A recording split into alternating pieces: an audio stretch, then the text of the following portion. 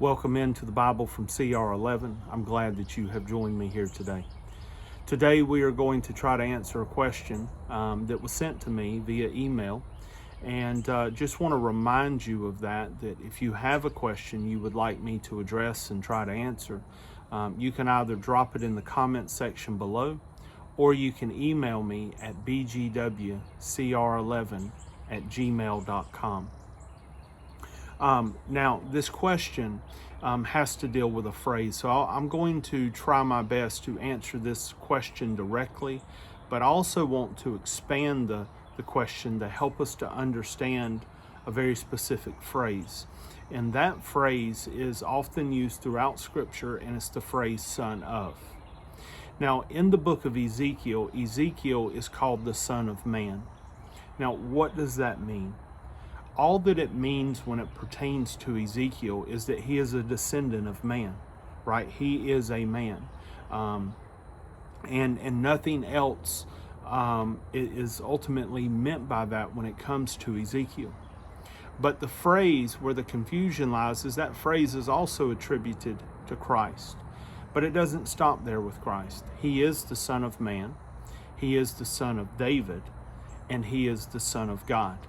So I want to touch upon all of this to help us to understand what's implied by those titles.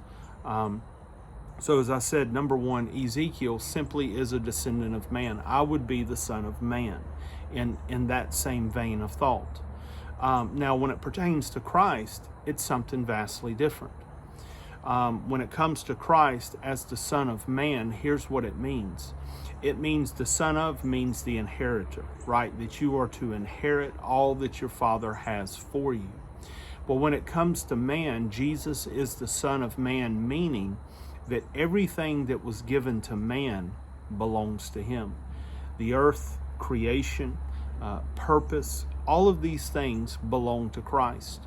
This is why we find in Romans and in 1 Corinthians that Christ is often called or referred to as the second Adam. What was entrusted to Adam that he forfeited and lost in the Garden of Eden, our great Redeemer, Christ, as the Son of Man, and because of the life he lived, the sacrifice he made, his resurrection and ascension, all that was given to Adam, all that was entrusted to him and ultimately to us, Christ is the inheritor of. So we ask this question, what in the world is this world coming to? Well, ultimately it's coming to Christ. That's who and what it's coming to. So as the Son of Man, all that was entrusted to us belongs to Christ. It's also used of Christ for instance, in Daniel chapter 7, verses 13 and 14, when it talks about the everlasting kingdom that is going to be set up, or the kingdom of Christ, the one that will have no end. It talks about him, and it uses the phrase, the Son of Man descending upon the clouds, right? He's coming down. It's a reference to his second coming and the establishment of his kingdom. And so in that title, he is known as the Son of Man. Now, he's also known as the Son of God, meaning all that belongs to God the Father belongs to him. We find there in John chapter 3, verses 35, that the Father loves the Son and has given all things into his hand. When Christ ascended, he sits at the right hand of God, as Hebrews tells us, Hebrews 10, as Psalm 110 tells us, and it says he sits at the right hand of God, waiting till his enemies are made his footstool. Jesus tells us in Matthew 28:18 that all authority in heaven and on earth has been given to him. So as the Son of God, all of creation belongs to Christ.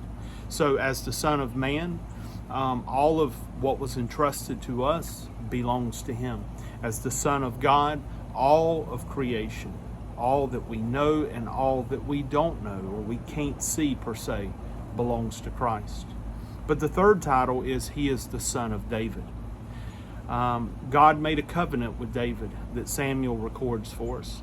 And this covenant ultimately is that no one will rule a unified Israel, the Jewish people, who is not a direct descendant of David.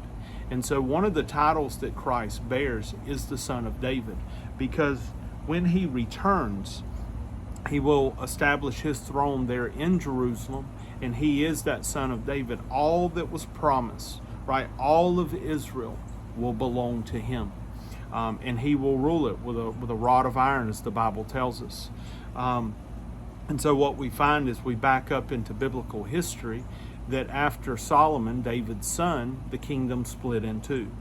And it has never had a united king to rule over all the tribes of Israel ever since, just as God had said. So the north rebelled against the south.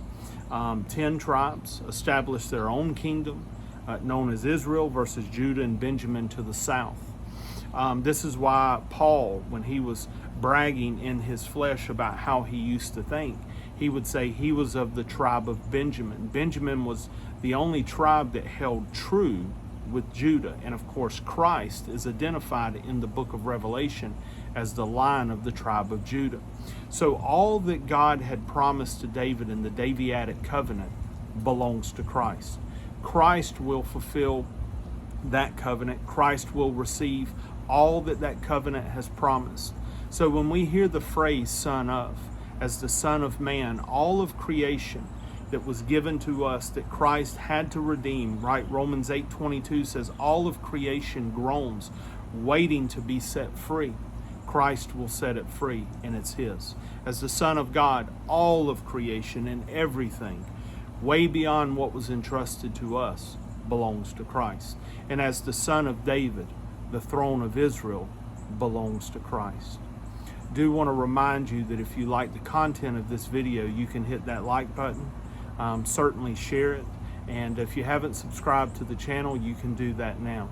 So until next time, I'll talk to you later, neighbor.